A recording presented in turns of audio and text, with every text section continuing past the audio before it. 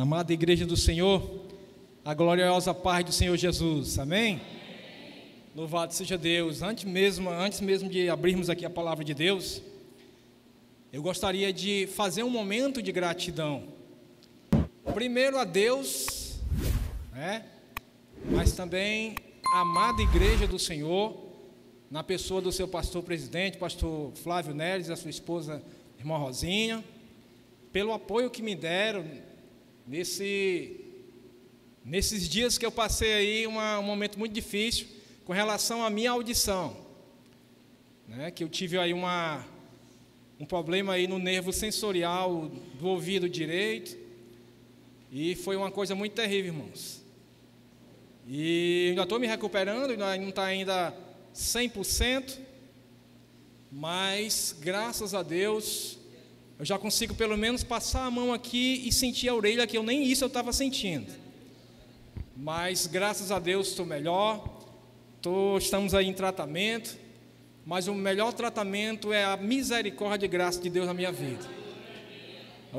Os irmãos me perguntam: irmão, como é que está? Eu digo, a cada 4 ou 5 dias eu melhoro um pouquinho, mas por menor que seja, é motivo para glorificar a Deus, porque toda melhora é positiva e tudo é motivo de adorarmos ao nosso Senhor, porque tudo é graça de Deus em nossas vidas. Então não posso deixar de agradecer esse Deus que tem sido esse Pai mais do que maravilhoso e generoso para com cada um de nós, e a amada igreja do Senhor pelo apoio em todas as áreas, em todos os sentidos que tem me dado, esse suporte que eu precisei tanto, amém? Continue orando e louvado seja Deus pela vida de cada um, que o Senhor multiplique também a saúde na vida dos irmãos. Amém, amados? A palavra que nós vamos pregar hoje, queridos, é uma palavra que eu estava conversando aqui com o diácono Eduardo. Foi uma palavra que Deus me deu no dia que o Eduardo abriu o culto aqui, no mês de abril, se eu não estou enganado. É o Salmo 84, versículo 11 e 12, ele abriu o culto com este salmo, até também compartilhei com o pastor, E queridos, naquele momento, na abertura do culto, Deus me incomodou com essa palavra.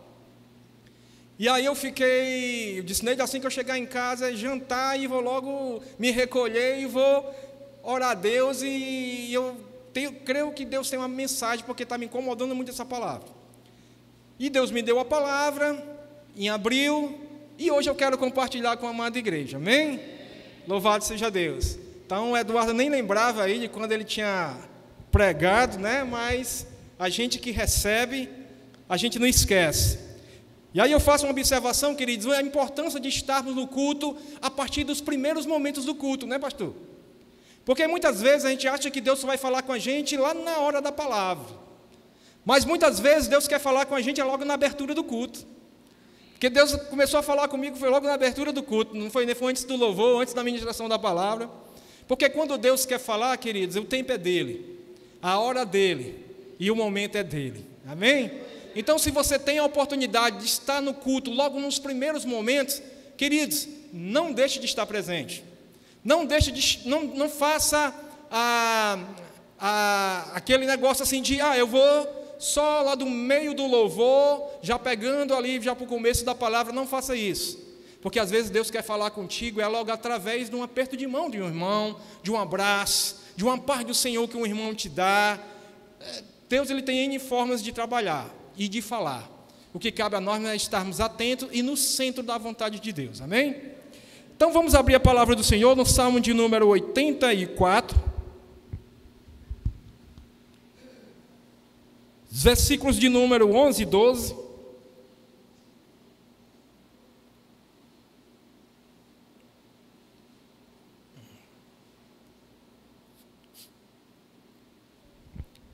Se a amada igreja ainda não encontrou, a amada igreja pode acompanhar aqui no Data Show, amém? Hoje o tema é promessas de Deus para os que andam retamente, amém? Então diz assim a palavra do Senhor, Salmo 84, a partir do versículo 11: porque o Senhor Deus é sol e escudo, o Senhor da graça e glória, não recusa nenhum bem aos que andam retamente. ó Senhor dos exércitos, feliz é aquele que em ti confia. Amém? Promessas de Deus para aqueles que andam retamente. Queridos, nosso Deus é um Deus de promessas, amém? Você tem dúvida disso? Eu não tenho, e você? Pergunta a pessoa que está do seu lado, você tem dúvida que o teu paizinho de amor, o nosso Deus, é um Deus de promessas? Eu não tenho dúvida, queridos. Agora, com relação às promessas de Deus, nós precisamos estar atentos a algo. Na palavra de Deus, há promessas que são promessas incondicionais, e também tem na palavra de Deus promessas que são condicionais. Irmãos, você citou aí 2 grupos de promessas, promessas incondicionais e promessas condicionais. Dá para explicar isso? Sim. Promessas incondicionais são promessas que Deus vai realizar independente da forma como a sociedade ou a igreja esteja vivendo. Por exemplo, a volta de Cristo é uma promessa incondicional. Não importa se a sociedade quer Jesus ou não, não importa se ela debocha de Jesus ou não, não importa se é que ela quer viver dentro das fronteiras da palavra de Deus, não importa, Deus vai voltar de qualquer jeito. O Senhor Jesus Cristo vai voltar de qualquer jeito. É uma promessa incondicional, independente do homem, Ele vai voltar. Mas tem promessas de Deus que são condicionais, ou seja, elas precisam de uma condição por parte da igreja ou por parte da sociedade para que Deus ministre aquela promessa. E hoje aqui nesse salmo nós estamos diante de promessas que são promessas condicionais. Promessas que Deus quer realizar na minha e na sua vida. Promessas que Deus quer realizar na vida da sua igreja, na vida do seu povo. Mas que para isso Ele precisa ver algumas respostas do seu povo. Ele precisa ver que uma condição que Ele estabeleceu precisa estar presente e patente na vida do seu povo, para que assim Ele venha no momento dEle, na hora dEle, e ministre as suas promessas. A amada igreja está compreendendo, amém? Louvado seja Deus. Queridos, o Salmo de número 84, deixa eu falar um pouco desse Salmo. É um dos salmos chamados de salmos de peregrinação. O que é isso? O que é que significa? Queridos, o povo de Deus, os judeus, eles saíam de várias cidades anualmente para irem a Jerusalém, com o propósito de, ali em Jerusalém, adorarem o Deus vivo. Por isso que é chamado salmo de peregrinação. Eles iam caminhando e cantando. Eles iam louvando a Deus.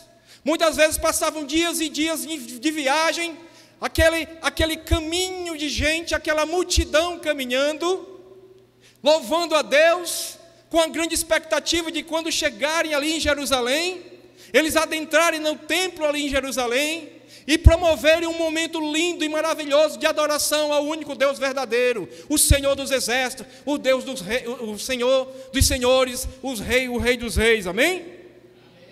Então, por isso que é chamado de salmo de peregrinação. Esse salmo, querido, ele reflete essa experiência que os peregrinos de Jerusalém, aliás, que iam para Jerusalém, eles todo ano ele realizavam. Assim como todo ano tinha aquelas festas anuais, como a Páscoa, festa de Pentecostes, a festa dos tabernáculos, eles tinham também esse momento, que eles saíam de suas cidades anualmente e iam até Jerusalém ali para o templo adorar a Deus. Flame James, ele chama esse salmo de o salmo supremo do santuário. Beacon, no seu comentário, ele diz que existem poucos poemas na Bíblia ou fora dela que podem ser comparados ao Salmo 84, no que tange a sua profundidade de sentimento ou beleza de expressão. O Salmo de número 84, queridos, é um salmo composto pelos filhos de Coré, ou como algumas traduções dizem, Corá. Os filhos de Coré, ou de Corá, como dizem outras traduções, era uma família de levita que desempenharam o papel da música e da adoração no culto, no templo de Deus, na casa de Deus. Então os filhos de Coré eram os descendentes de Coré. E quem foi Coré? Se você pegar a palavra de Deus, principalmente no livro de Números, capítulo 16, e também o 26, você vai ver que Coré, ele foi alguém que se levantou contra a liderança de Moisés e de Arão. Foi alguém que ele fez um levante, ele conseguiu fazer a cabeça de muitas pessoas, e aí ele fez um levante contra a liderança de Moisés, contra a liderança de Arão, e pagou um preço muito alto.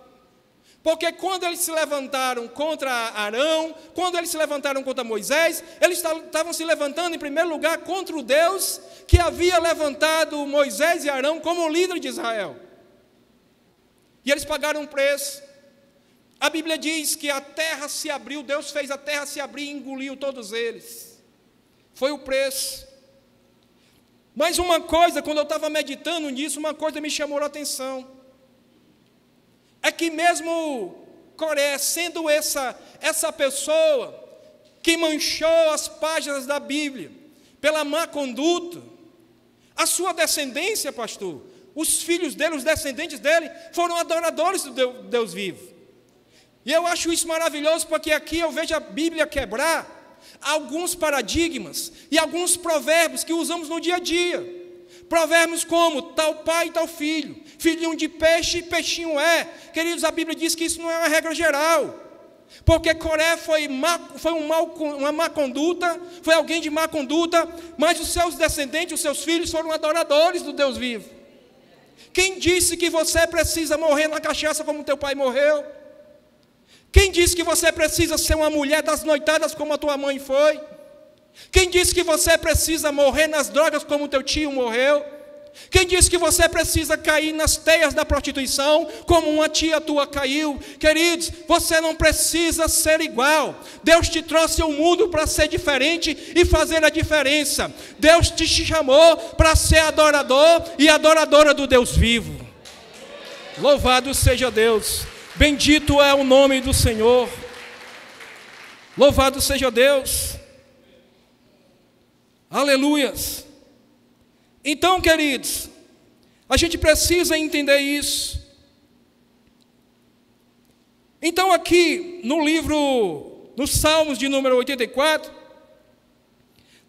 eu vejo aqui Deus fazendo algumas promessas maravilhosas, promessas condicionais, como eu já falei aqui. Por que condicionais? Porque essas promessas são promessas que Ele faz para aqueles que andam retamente. Aqui no versículo de número 11, está escrito na palavra de Deus: porque o Senhor Deus é sol e escudo, o Senhor da graça e glória, não recusa nenhum bem a quem anda de qualquer jeito. É isso que está escrito? Ele não recusa nenhum bem aos que andam no submundo do pecado. É isso que está escrito? Ele não recusa nenhum bem aos que andam retamente.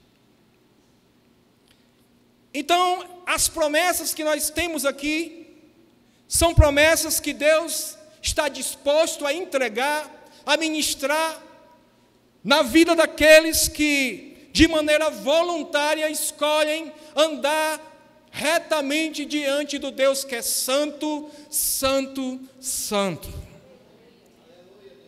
Amém? Queridos, essa palavra bem, eu sou curioso, como os irmãos já sabem. Eu fui olhar lá nos originais e a palavra bem é tov. Ela tem muitos significados. Pode significar bom, agradável, bondoso, justo e belo. Mas nesse contexto aqui, ela pode ser interpretada como uma gama imensa de bênçãos, de benefícios. Benefícios esses que podem chegar na minha vida, em forma de algo material ou espiritual. Então, trocando aqui em miúdos, Deus, Ele está disposto a ministrar bênçãos copiosas, tanto no aspecto material, como também no aspecto espiritual, na vida daquele que escolhe viver retamente diante dele. Os irmãos estão entendendo? Então, nesse contexto, a palavra bem pode ser interpretada como uma ampla gama de benefícios, de bênçãos que Deus concede aos seus servos fiéis. Isso inclui tanto bênçãos espirituais como bênçãos materiais. Essa expressão andar retamente significa holechim batamim, que significa íntegro. Então Deus está disposto a abençoar materialmente, espiritualmente, aquele que escolhe a viver de uma forma íntegra diante da sua presença. Andar retamente, queridos, se refere ao modo de vida justo e íntegro daqueles que seguem os caminhos de Deus. Andar retamente implica viver em conformidade com os mandamentos e princípios do Deus Altíssimo. Aqui o salmista, ou os filhos de Coré, eles dizem que a palavra bem aqui está ligada, está atrelada para aqueles que andam retamente diante de Deus. Ou seja, isso sugere que a retidão de vida é uma condição para receber da parte de Deus benefícios e bênçãos, tanto no aspecto material como espiritual. Isso é importante, irmãos, sabe por quê? Porque muitas vezes a gente está disposto a receber bênçãos de Deus. Todo mundo quer ser abençoado por Deus. Mas a questão é, eu estou vivendo de uma forma que possibilita, que alegra o coração de Deus, a tal ponto dele ministrar das suas bênçãos sobre as nossas vidas? Porque ele não recusa nenhuma das suas bênçãos. Ele não recusa nenhum dos seus benefícios. Mas para isso, para que essas bênçãos, benefícios, cheguem até nós, o Senhor precisa ver em mim e em você um coração disposto a andar retamente diante dele. Ela é condicional, tem essa condição. Para que a bênção chegue, tem essa condição. Eu preciso trilhar o caminho da retidão diante do Deus que é reto. A outra bênção que eu vejo aqui, outra promessa, é que aqui diz que o Senhor dá graça e glória. Estamos trabalhando no contexto da questão de andar retamente. E aqui no versículo 11, diz que o Senhor, Ele dá graça e glória. Graça, querido, denota favor, bondade de Deus, imerecida de Deus. Glória, graça é ren, glória é kavod, e glória significa honra e esplendor. Ou seja, quando a Bíblia diz que Deus está disposto também a ministrar na vida daquele que anda retamente graça, significa que Deus está disposto a exercitar o seu favor na vida daquele que anda retamente. Mas Ele também está disposto a ministrar a sua glória na vida daquele que anda retamente. E ministrar glória significa honrar. Ministrar glória significa ministrar o seu esplendor na vida daquele que aprende a andar retamente diante do Senhor. Então, queridos, se queremos ver essas bênçãos acontecerem em nossas vidas, nós precisamos entender que o caminho para alcançarmos essas bênçãos é um caminho de andar de uma forma íntegra diante de Deus. Queridos, não tem outra forma. Se você que é pai, você entende que um filho que te agrada, um filho que é um prazer para o teu coração, um filho que é motivo de alegria para você, queridos, o que você puder fazer por esse filho você faz. O que você puder fazer para abençoar a vida desse filho, você faz, porque é um filho que muito estimado, é um filho que te agrada demais, é um filho que agrada demais o teu coração, que te alegra demais.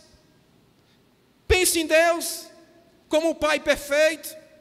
Nós, como filhos, se agradarmos no coração dele, quão prazeroso será Deus em trabalhar para ministrar graça e glória na minha e na sua vida. Um filho que agrada o coração, um filho que diz não para o pecado, não para esse sistema que quer nos fazer andar na contramão da palavra de Deus, e escolhemos andar na direção de Deus, retamente diante de Deus. Esse paizinho de amor, ele vai ficar tão feliz, ele vai ficar tão maravilhado, que vai dizer: eu não tenho como eu deixar de abençoar a vida desse servo, não tem como eu deixar de abençoar a vida dessa serva, não tem como eu deixar de abençoar a vida do meu filho, não tem como eu deixar de abençoar a vida da minha filha, porque é um filho que causa prazer ao coração do seu pai, é um filho que vai receber do seu pai grandes benefícios, grandes bênçãos, e o nosso Pai de amor é um Pai perfeito e sabe a hora certa de ministrar das suas bênçãos sobre a vida dos seus filhos. A outra coisa, queridos, que me fez também pensar, é que nesse versículo a palavra graça vem antes de glória. Você parou para pensar sobre isso? Não é glória e graça, é o contrário, graça e glória. Deus, Ele dá, o Senhor, Ele dá graça e glória. Eu já falei que glória significa, nesse contexto, honra, e o reflexo do esplendor da glória de Deus em nossas vidas e através de nossas vidas. Mas primeiro vem a graça, ou seja, eu sou quem eu sou, você é quem você é, não por termos méritos, mas tudo é graça de Deus. Sabe por que onde você chega as pessoas vão dizer: olha, esse daí eu acho que é crente, hein? Essa daí eu acho que é crente, porque é diferente, ela tem algo, um semblante diferente. Sabe o que acontece? É graça de Deus na tua vida, meu irmão. Através da graça de Deus, a glória dele resplandece em ti e através de ti. Nós chegamos onde chegamos, nós temos o que temos, nós conquistamos o que conquistamos, porque nós fizemos a nossa parte, claro. Mas se não fosse a graça de Deus, nós não iríamos para canto nenhum. Tudo é graça de Deus. Não é porque eu seja o cara, esse cara sou eu. Não, tudo é graça de Deus em nossas vidas. Tudo é misericórdia de Deus em nossas vidas. Nós nos movemos, existimos por causa da graça de Deus em nossas vidas. Estamos de pé, respiramos, porque a misericórdia de Deus se renova a cada amanhecer na minha e na sua vida, e isso é graça de Deus em mim e em você. Nós somos a igreja do Senhor, estamos de pé e por causa da graça de Deus em nossas vidas. Louvado, engrandecido seja o nome do Senhor Jesus. Aleluias.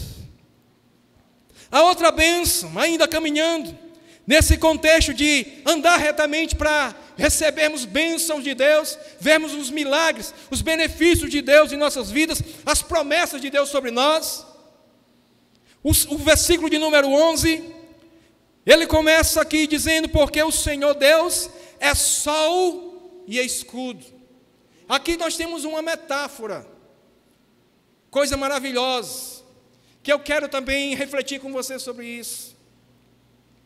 Quando a Bíblia diz, muitos povos não entenderam isso, é por isso que eles adoram Deus, o sol como Deus, é o Deus Sol. Deus, quando a Bíblia diz aqui que Deus, Ele é sol, aqui é uma metáfora.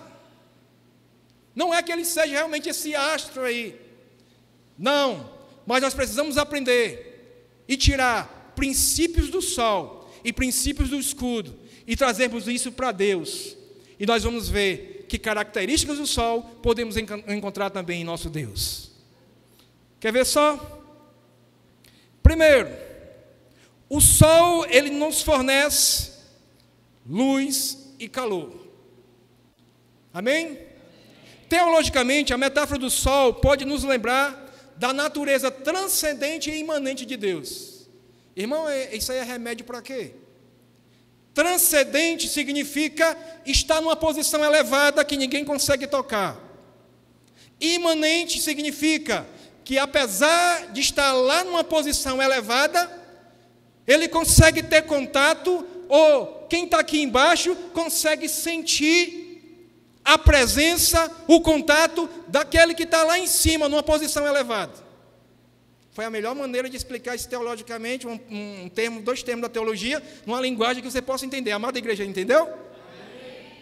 O sol é transcendente, ele está lá em cima, é um astro, está lá em cima, eu não posso tocá-lo, eu não posso alcançá-lo, ele está elevado, mas ele também é imanente, ele é imanente. Nós sentimos o que? A presença dele em nossas vidas, os raios dele brilham em nós.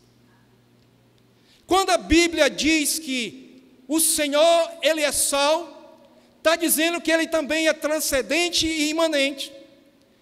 Ele está alto, ele é um Deus elevado, o trono dele está acima de todos os tronos, está acima de todos os reis e governos, mas ele também é imanente.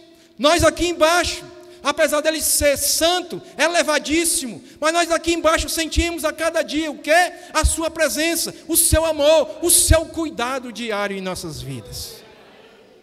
Então, assim como o sol é transcendente e imanente, Deus também era transcendente e imanente. Ele está no alto e sublime trono, mas ele também habita com contrito e quebrantado de coração. Amém? O sol, querido, ele é um benfeitor universal.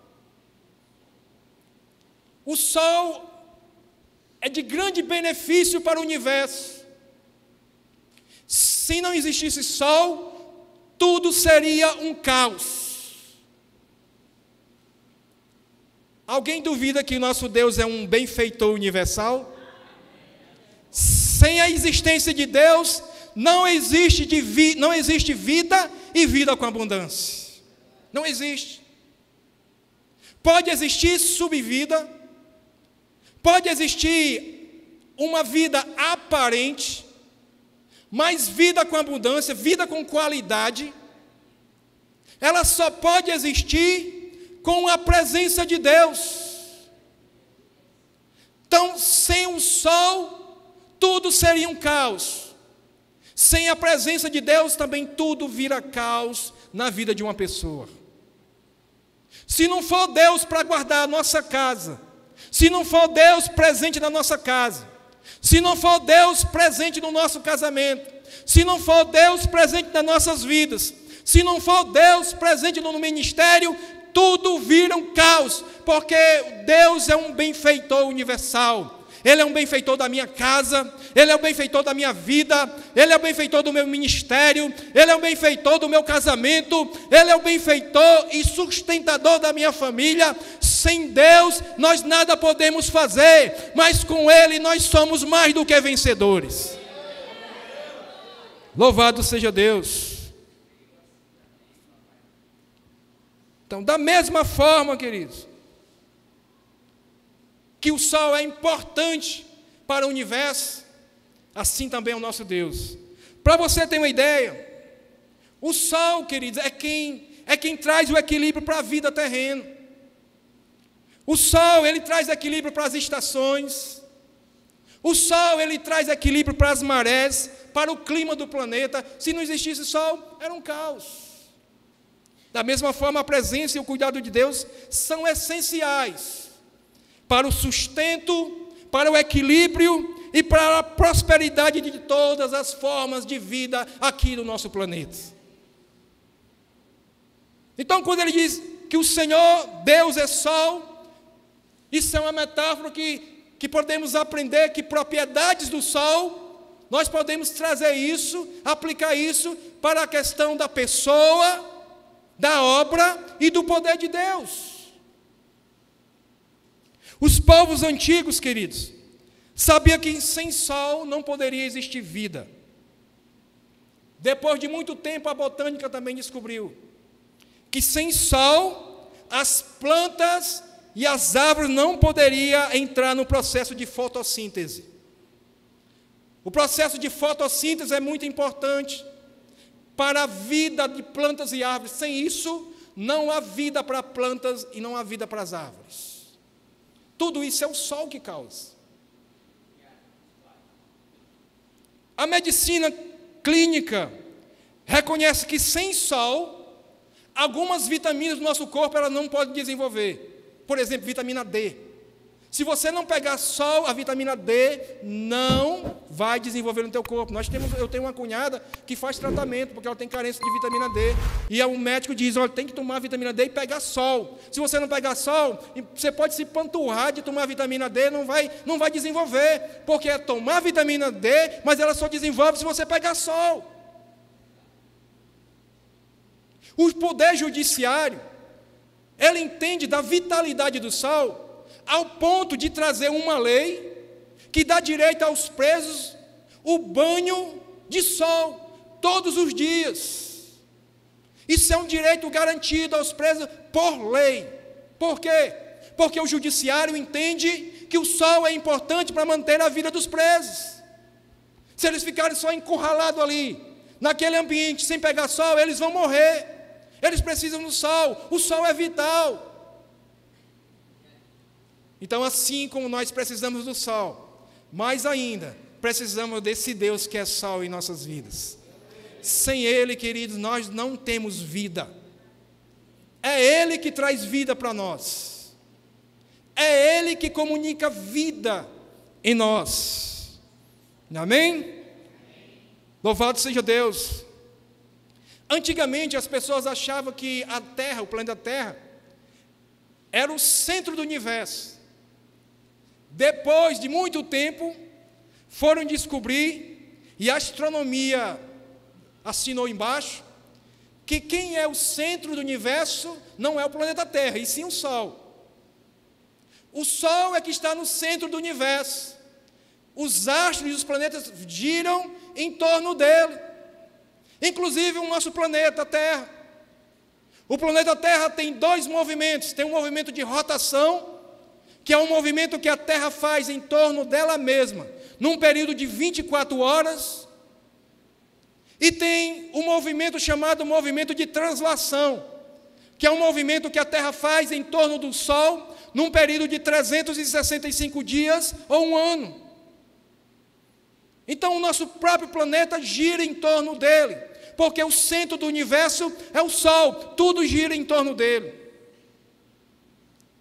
E tudo nas nossas vidas precisa girar em torno desse Senhor, que é o Sol.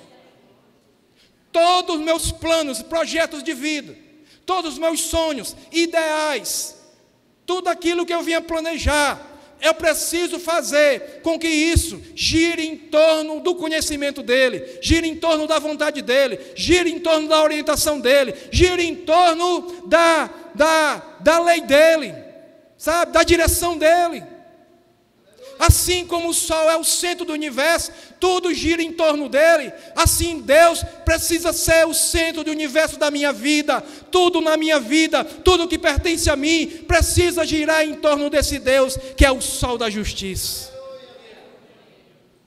Louvado seja Deus. Então o Sol também ele é adorado em algumas tribos do passado e contemporâneas, como eu já falei aqui, como Deus Sol.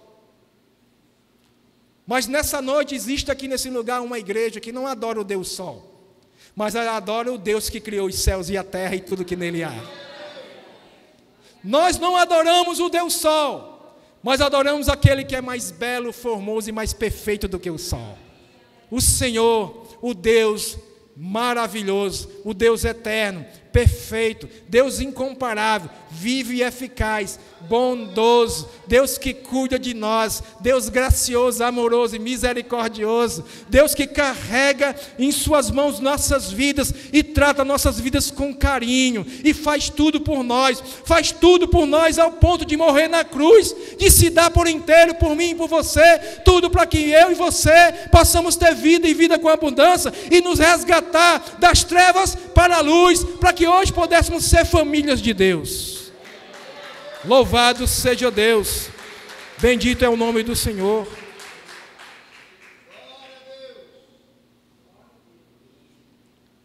Bendito seja Deus. Mas a palavra também diz que além de ser sal, ele também é escudo. Amém? A Bíblia diz que o Senhor porque o Senhor Deus é sol e escudo. O escudo era uma peça vital de proteção para os soldados na batalha. Era exatamente o escudo que a protegeu ali na batalha, os soldados do ataque dos inimigos, quando os inimigos atacavam com espada, com lança, com flecha, eles se protegiam, eles protegiam suas vidas com o escudo. Então, da mesma forma, como o escudo é vital para aqueles que estão em uma batalha, da mesma forma, Deus, Ele é vital para nós, como escudo, nós que estamos em meio às batalhas da vida. No momento, queridos, em que o inimigo, ele atira, ele lança os dardos inflamados das trevas para nos atingir e nos derrotar, queridos, quem entra em ação para nos proteger, para resguardar a nossa vida, é o Senhor Deus Todo-Poderoso. Ele é o nosso escudo. Sabe, aquelas pessoas que querem nos ver no chão, aquelas pessoas que tramam, projetam contra nós, que querem ver a nossa cabeça numa bandeja, aquelas pessoas muitas vezes até dentro de uma empresa mesmo, que quer puxar o teu tapete, quer te derrubar, quer ver você derrotado. Sabe quem que te protege? Muitas vezes você nem sabe o que eles estão tramando. Pessoas na tua rua, pessoas no teu bairro, enfim, muitas vezes você passa numa rua, pessoas nem te conhecem, e mesmo assim começam ali, trabalhada pelo inimigo, a levantar um programa ali, um plano, um projeto de derrota para você. E aí nessa hora Deus entra em ação, Deus é o teu escudo e te protege e te dá a vitória, e você chega bem em casa, porque Deus é o nosso escudo, Ele é fortaleza em momentos de tribulação. É Ele que nos protege, queridos. É por isso que a Bíblia diz que as portas do inferno não prevalecerão contra a igreja do Senhor. Sabe por quê? Porque a igreja é uma igreja que luta apoiada no escudo chamado Deus dos céus e da terra. A igreja, ela tem essa arma poderosa de batalha, chamada escudo. Só um milagre, né? Estou aqui. Tudo que parecia impossível, tudo que parecia não ter saída, tudo que parecia ser minha morte, mas Jesus, nosso escudo, Ele mudou a sorte. Só um milagre, estou aqui. Ele é o nosso escudo. É Ele que nos protege, queridos. É Ele que nos guarda, é Ele que nos dá vitória. Por isso, meu irmão, cada dia mais busca o teu Deus, cada dia mais santifica a tua vida, cada dia mais corra para a presença dEle, cada dia mais derrame o teu coração diante do trono dEle, cada dia mais mantenha a tua vida dentro das fronteiras da palavra de Deus, porque é desta forma que você vai ter o escudo de proteção diante do ataque das trevas, diante do exército do inimigo contra a tua vida. É Ele que vai te proteger, é Ele que vai nos proteger. Amém? Salmo 119, versículo 114. Hoje eu não estou dando muito trabalho para ele não, né, irmão? Eu vou começar a dar um trabalhinho para ele, viu? Está sossegado aí, né? Aí é porque ele me deu R$30 antes de eu pregar, viu, pastor? Foi dizendo para eu deixar ele quieto, é por isso. Mas como eu já gastei os R$30, agora ele vai começar a trabalhar. Salmo 119, versículo 114. Tu és o meu refúgio e o quê? O meu escudo, na tua palavra eu espero. Então o salmista aqui, ele vê Deus como um refúgio e escudo da vida dele, irmãos. Não tem outro, irmãos. Nós só poderemos ter vitória, nós só poderemos chegar do outro lado do mar e do outro lado cantar o hino da vitória, se abraçarmos Deus como o escudo das nossas vidas. Provérbios 30, versículo 5. Provérbios 30, versículo 5. Olha o que aqui diz a palavra de Deus. Toda a palavra de Deus é pura. Ele é escudo para os que nele confiam. Quantos confiam em Deus aqui neste lugar? Amém? Pois eu tenho uma boa notícia para te dizer. Deus é o escudo da tua vida, do teu casamento, da tua casa, da tua família, no nome de Jesus. Louvado seja Deus. A promessa de Deus como escudo está condicionada à retidão, queridos. A vida de fidelidade à sua palavra, aos seus princípios. A confiança em Deus como nosso escudo requer uma vida de fé ativa e obediência à sua vontade.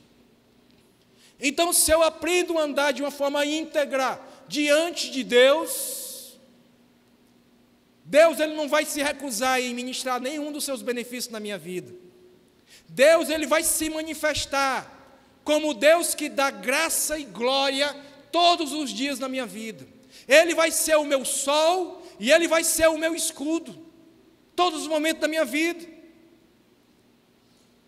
Vamos ver aqui, Salmos 3, versículo 3. Olha o que aqui diz. Porém tu, Senhor, o salmista aqui, ele fez Deus 3 coisas para a vida dele, que dá até outra mensagem.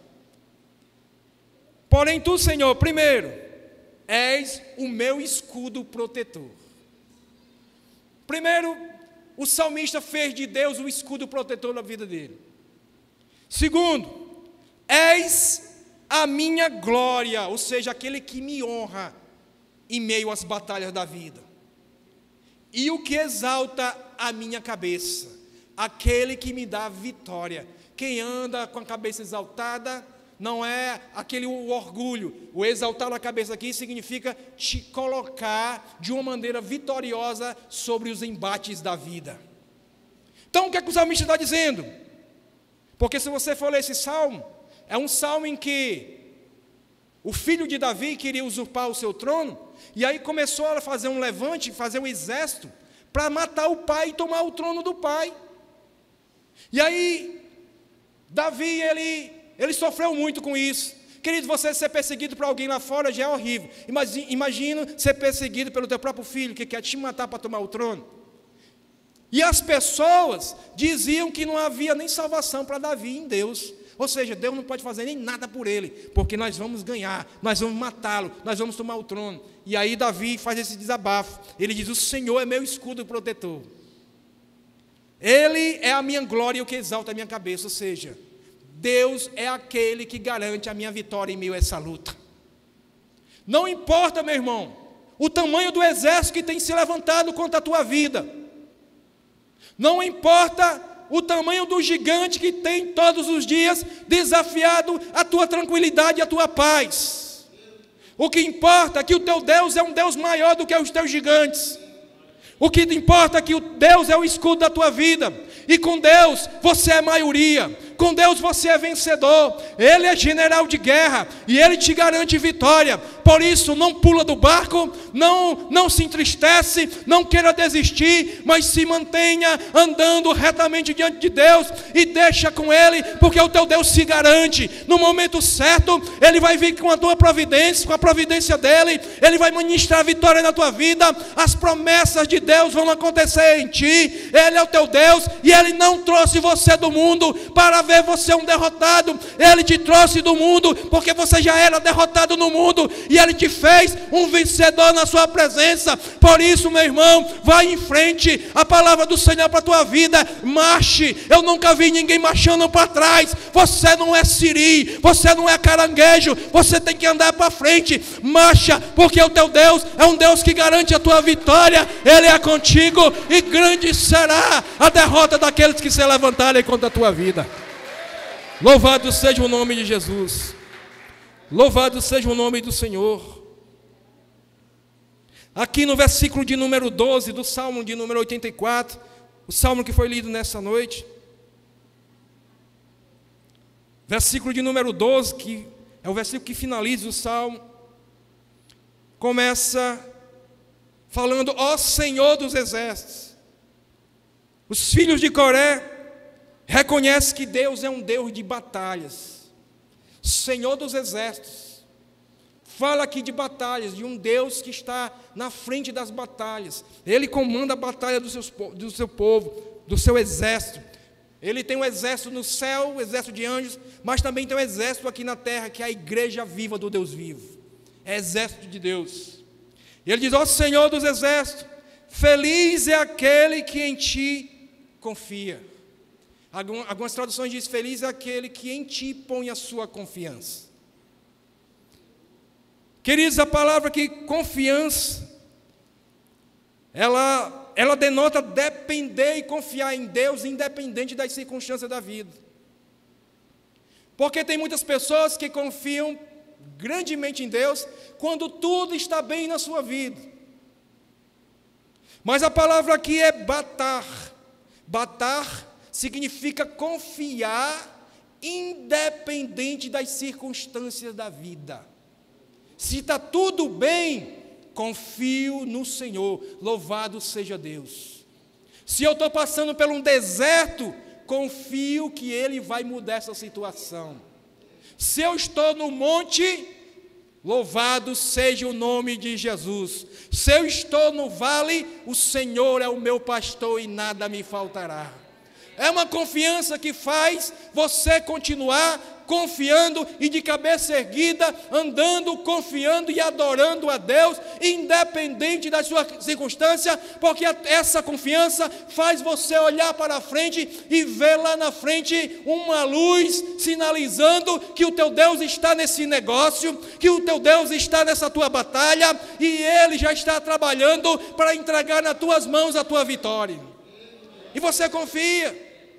E embora que um exército se levante e diga: olha, não tem jeito para você, olha rapaz, entrega os pontos, olha rapaz, olha moça, olha servo de Deus, olha serva do Senhor, não dá mais, não tem como. Você diz: ainda que a figueira não floresça, ainda que os currais não haja gado e que a terra nem produza nada, mesmo assim confiarei no Senhor e exaltarei no Deus da minha salvação. Não tem jeito, irmão. É uma confiança que ninguém tira do teu coração, essa confiança. A luta está grande, eu vou vencer em Deus. A batalha está grande, posso todas as coisas naquele que me fortalece. A peleja está grande, eu vou vencer. As coisas estão tudo fechadas, porta tudo fechada, elevo meus olhos para os montes, de onde me virá o socorro. O meu socorro vem do Senhor que fez os céus e a terra. Não tem jeito, irmão. É uma confiança que ninguém te para. É uma confiança que ninguém faz você retroceder. É uma confiança que olha lá para a providência de Deus, sabe que teu Deus é um Deus fiel, como a diaconisa Esther cantou aqui, louvor aqui nesta noite. É um Deus que se garante, e é um Deus que não te abandona no meio do vale, mas é um Deus que caminha com você nesse deserto, e Ele caminha com você para te entregar a tua vitória. Então essa confiança, esse aqui é batar no hebraico, é confiar independente das situações da vida. Salmo de número 20, versículo 7.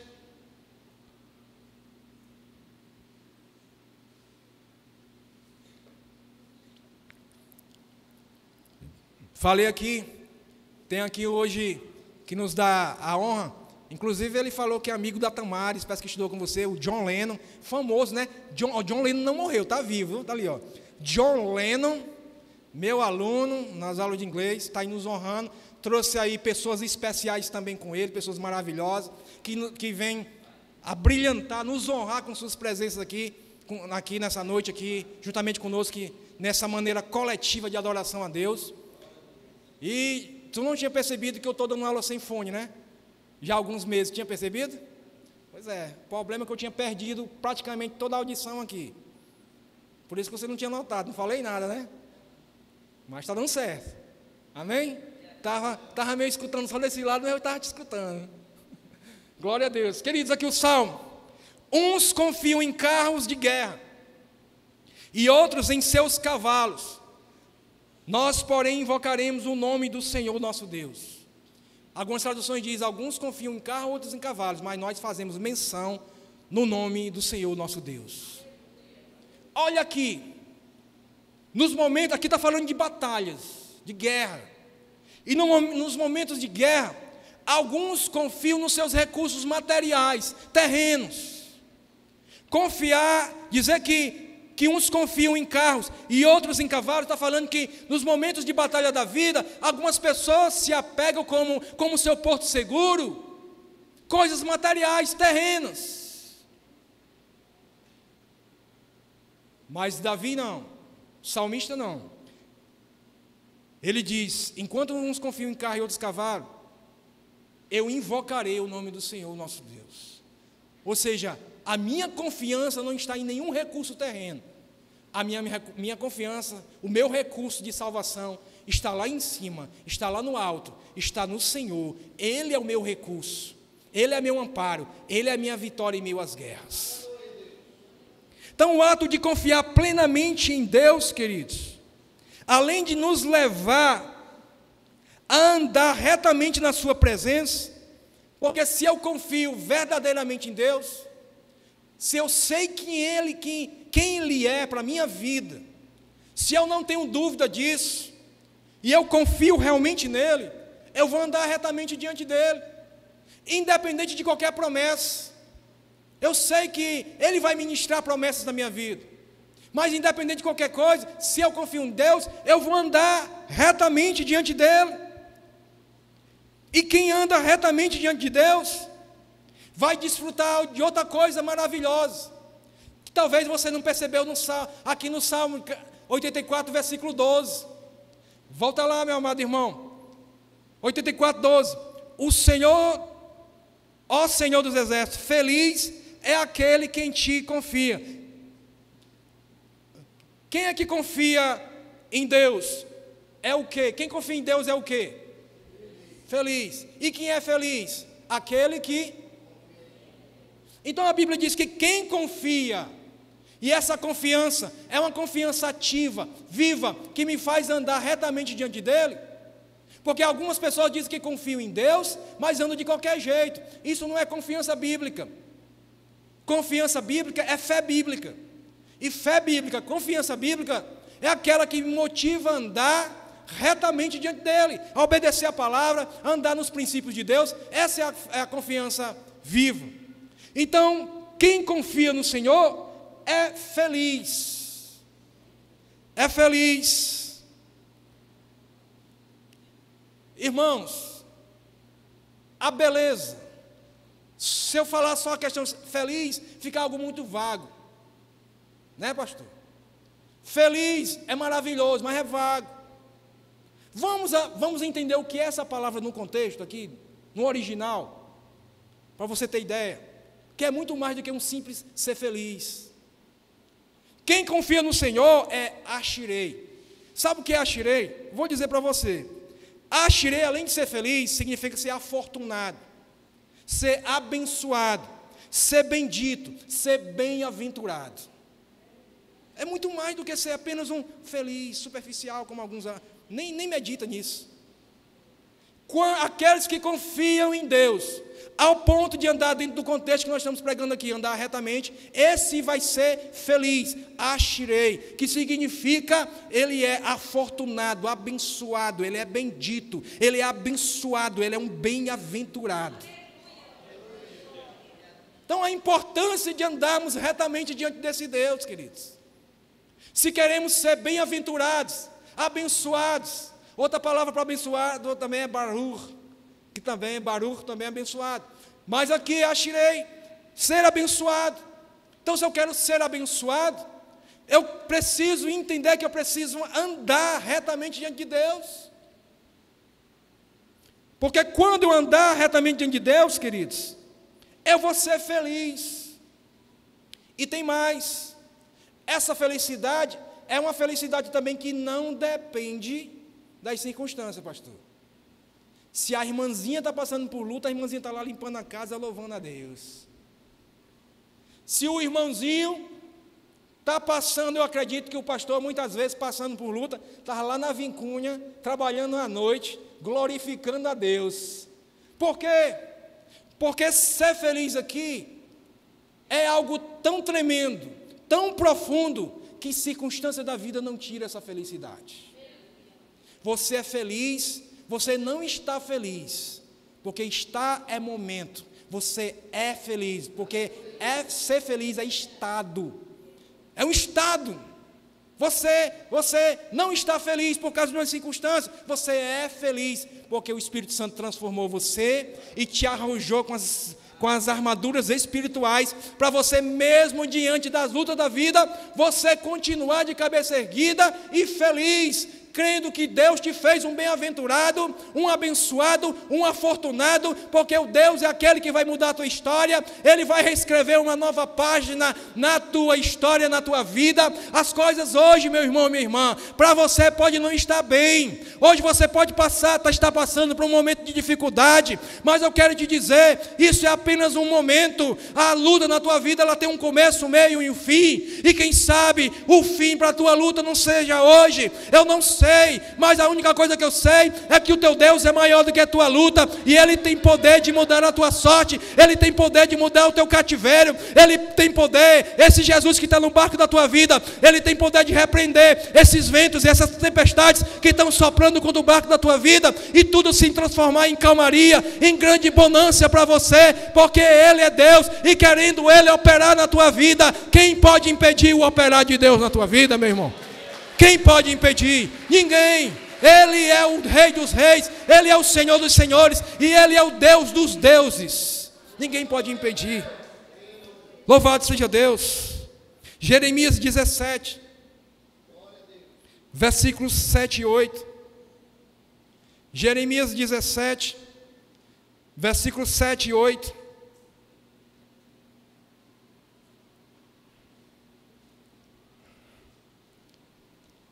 Jeremias 17, versículos 7 e 8. Amém. Bendito aquele que confia no Senhor e cuja esperança é o Senhor. Quem é bendito? Quem é abençoado? Quem é Ashirei? Aqui é Baruch. Eu consultei lá. Aqui não é Ashirei, é Baruch, esse bendito. Certo? Então, volta lá. Isso. Bendito é aquele que confia no Senhor e cuja esperança é o Senhor. Quando eu confio no Senhor e faço Ele a minha fonte de esperança, eu sou um bendito. Continuando. Porque Ele é como a árvore, o bendito, aquele que confia no Senhor e cuja esperança é o Senhor. Ele é como a árvore plantada junto às águas, que estende as suas raízes para o ribeiro e não receia quando vem o calor. Continuando. Porque as suas folhas permanecem verdes, e no ano da seca não se perturba, nem deixa de dar fruto. Olha aí para aquele que confia no Senhor. Ele é bendito, porque Ele faz do Senhor a sua esperança. Ele não teme o calor, trazendo aqui para nós, o calor dos problemas da vida, porque Ele não teme. Sabe por que Ele não teme? Porque Deus vai trabalhar e nenhuma das suas folhas vai murchar. E outra coisa, no momento da sequidão, Ele continua frutificando. Olha o que aqui diz no final. No ano da seca, não se perturba, nem deixa de dar fruto. Esse é o bendito. Amém? Queridos, hoje falamos de promessas de Deus para aqueles que andam numa vida de retidão. E o desafio do Espírito Santo para mim e para a sua vida é pautarmos nossa vida diante de Deus, para que assim a nossa vida, o nosso lar, a nossa família, seja alvo desse Deus, e que assim todos nós, como povo de Deus, e como igreja do Senhor, possamos desfrutar das promessas diárias de Deus em nossas vidas. Deus tem promessas para mim e para você. Agora a questão é, como é que nós temos andado diante da presença desse Deus de promessas? Amém? Que Deus te abençoe em Cristo Jesus. E que Deus continue ministrando grandes promessas na tua vida. Louvado seja Deus. Pastor Flávio.